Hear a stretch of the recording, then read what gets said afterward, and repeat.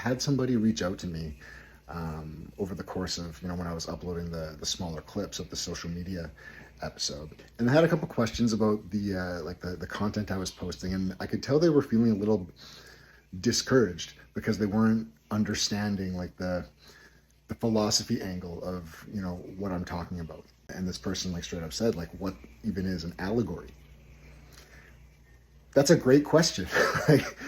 I don't think I ever came across that word until I actually read The Republic in university. I really took that to heart. I want this to be a channel for everybody because this wisdom is for everybody. That's the beauty of it. It's not meant to be gate kept by some elite class of intellectuals. Anybody can understand this stuff and anybody can apply it.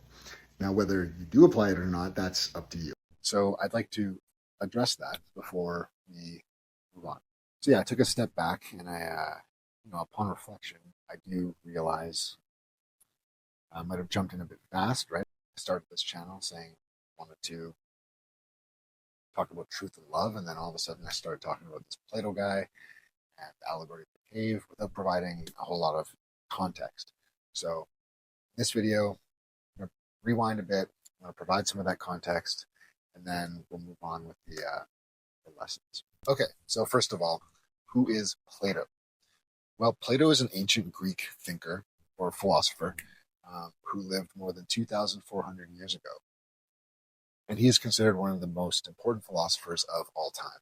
He was the student of another very important, famous philosopher, Socrates. Plato wrote his teachings in the form of dialogues, so conversations between characters.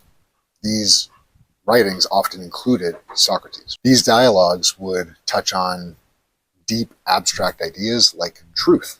One of his most famous stories ever was the Allegory of the Cave. Interesting fact about Plato, he went on to form his own school, the Academy, which many consider the very first university in the Western world. So why Plato? Why do I talk about him on this channel about truth and love? I don't really know. He just resonates with me, right? I read The Republic many, many years ago, and it had a profound impact on my life.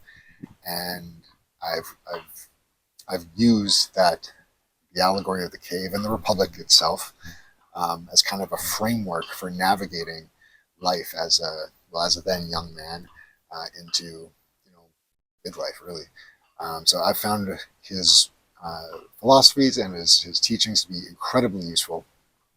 So me wanting to share that knowledge and utility with others is just a natural place for me to start. So what is an allegory?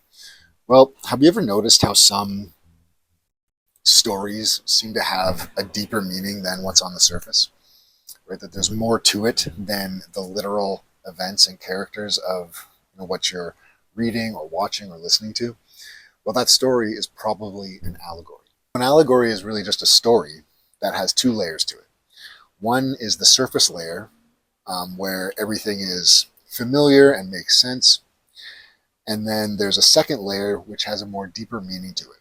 The allegory will use symbolic characters and events to represent a more deeper meaning, to help the reader or the listener understand more abstract or deeper, complicated ideas. A pretty famous allegory that everybody probably is familiar with is the Three Little Pigs. so the story of the Three Little Pigs, right? The one pig makes his house out of straw, the other one out of, right, we're gonna have to look this up. Okay, so in the Three Little Pigs, you have the first pig, he makes his house out of straw. The second pig makes his house out of sticks.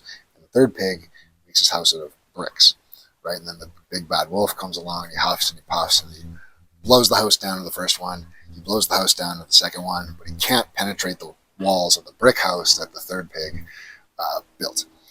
Now, that story is so easy to understand and easy to comprehend that we tell it to children, right? We all heard that story as kids. But as adults, and even as kids, you learn that there is deeper meaning to that story.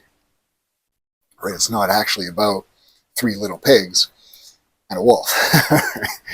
Right? The deeper meaning is about, the wolf represents the hardships of life, right? The wolves that will come at you in life, not just people, but just life itself is incredibly challenging and predatory. And the three little pigs represent the different approaches you can take to prepare for life's wolves, as you might put it, right? So the third pig who put in the hard work and the preparation, and but it's much harder to build a house out of bricks, and it takes more resources and time to do it.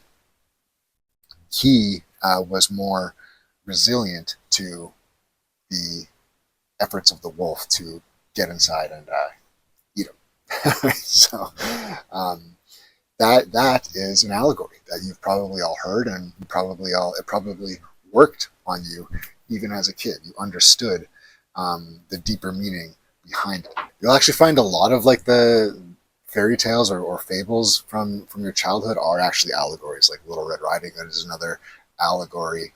The Tortoise and the Hare, The Boy Who Cried Wolf, Hansel and Gretel, The Emperor's New Clothes. That's a great one that is relevant today. They're all relevant today, but that one in particular I think is a pretty good one. But they're not just for kids, right? Even today, I'm sure I don't know, but I'm quite sure you know of some very famous allegories, right? The Matrix being one of the most popular ones, right? That is, I mean, you can watch the story in a literal sense, like a cool like sci-fi film, but really it represents the deeper meaning that is very similar to Plato's allegory of the cave, right? Like what it means to live life in the cave and interacting with the shadows versus taking the red pill and being exposed to truth, right? And how hard that can be, how hard that decision might be. Right, The Matrix is an allegory. The Truman Show, I think, is another great one. Right, that one had a big societal impact. I think people really liked thinking about that concept. And again, you can watch it in the literal sense, but there's a deeper meaning to the Truman Show, right? But the expectations being put on us, how that influences our daily lives. Like when we talk about free will,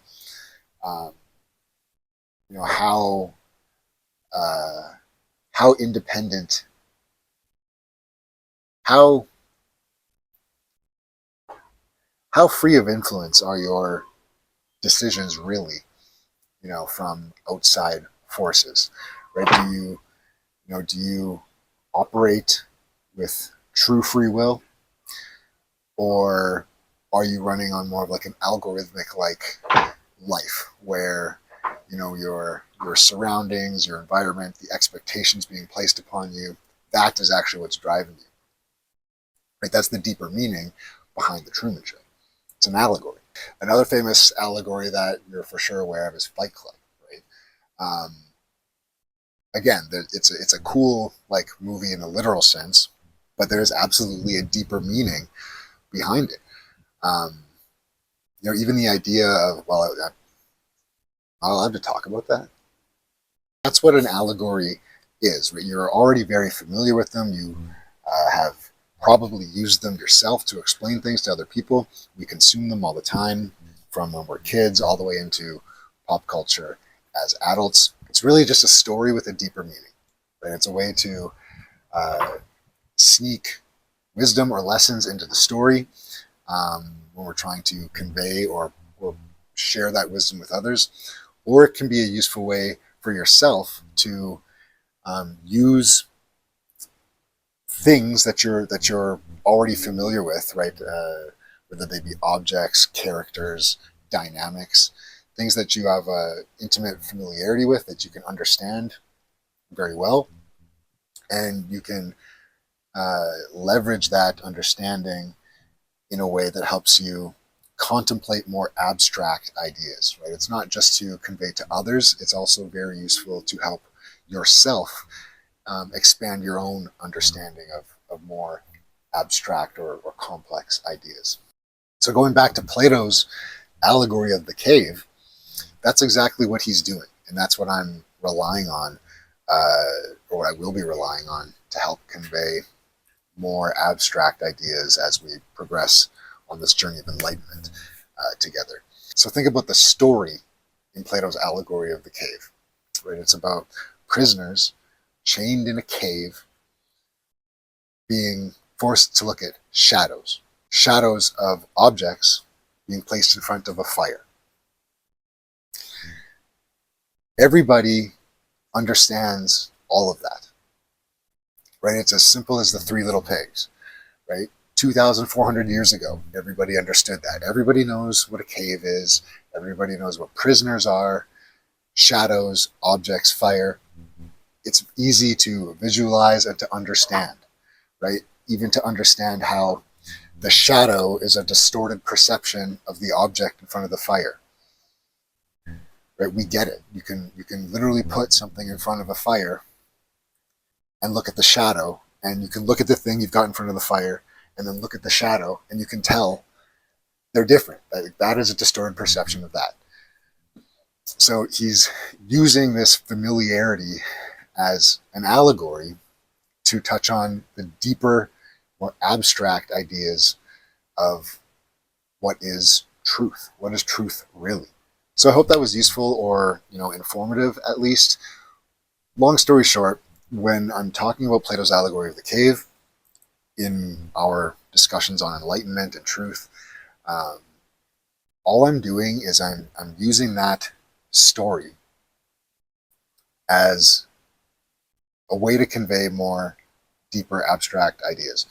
I'm actually just adopting the exact same methodology from Plato to more modern, relevant themes. In many cases, they're the same themes as back then, just in different ways. That'll be it for this one. I'll let you know when the part 2 is coming, because after this, I'm going to get back into the lessons. Right? The last one was social media. The next one I'm not going to give it away yet. That one might get a little uncomfortable. But as we go, remember, in Plato's allegory of the cave, the truth can hurt, but it will set you free.